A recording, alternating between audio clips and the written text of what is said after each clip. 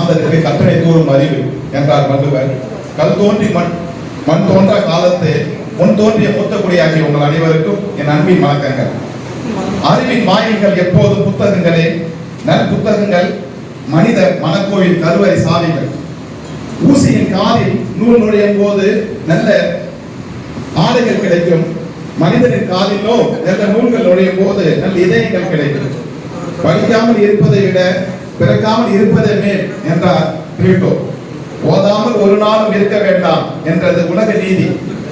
இளமையில் கல் என்றார் ஔவையார். கற்றது கையளவு, கல்லாதது உலகளவு என்றது மூதுரை. கற்கை நன்றே கற்கை நன்றே, பிச்சை புயினும் கற்கை நன்றே என்றார் அதிவீர ராமபாண்டியன். மன்னனின் கற்றோனே சிறப்புடையான் என்றது புறநானூறு. அத்தகைய சிறந்த கற்றலும் அதன் சார்ந்த அறிவும் எப்படிப்பட்டது? தேனினை உண்ணும் நாவை போன்றது, தேனிசை உடலும் செவியை போன்றது, மலைவளம் காணும் கவிதை சொற்கள் போன்றது, மலைமுகம் காணும் இளம் பயிர்களை போன்றது, தாயை காணும் சிறு குழந்தைகளை போன்றது, உன்னதமானது, ஒருங்கமைந்தானது. கற்றலினால் உயர்ந்த அறிவு மேதைகள் எப்படிப்பட்டவர்கள்? தூக்கு கயிற்றை முத்தமிடும் வரை படித்துக் கொண்டிருந்தார் உமர் குப்தா. படுத்திருந்த இடம் கூட படிப்பகத்திற்கு அருகில் இருக்க வேண்டும் என்றார் அம்பேத்கர். படித்துக் கொண்டிருந்த புத்தகத்தை முடித்துவிட வேண்டும் என்பதற்காக அறுவை சிகிச்சையை தள்ளி வைத்தார் அறிஞர் அண்ணா. பயணங்கள் போதெல்லாம் வாசித்துக் கொண்டிருந்தார் பண்டித ஜவஹர்லால் நேரு. படிப்பால் மட்டுமே இப்பாரதத்தை ஆள முடியும் என்றார் அப்துல் கலாம் ஐயா அவர்கள்.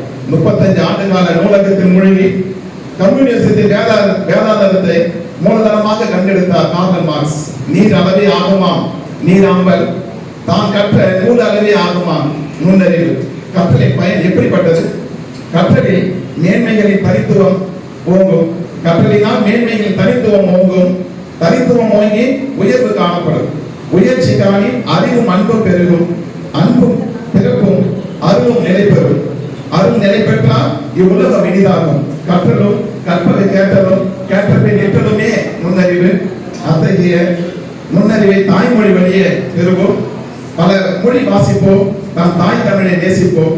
கடலூர் மாநகர தமிழ்ச்சங்கம் நம் மண்ணின் நவீன கலைச்சங்கம். வாழ்க தமிழ், வாழ்க நமது தமிழ்ச்சங்கம்.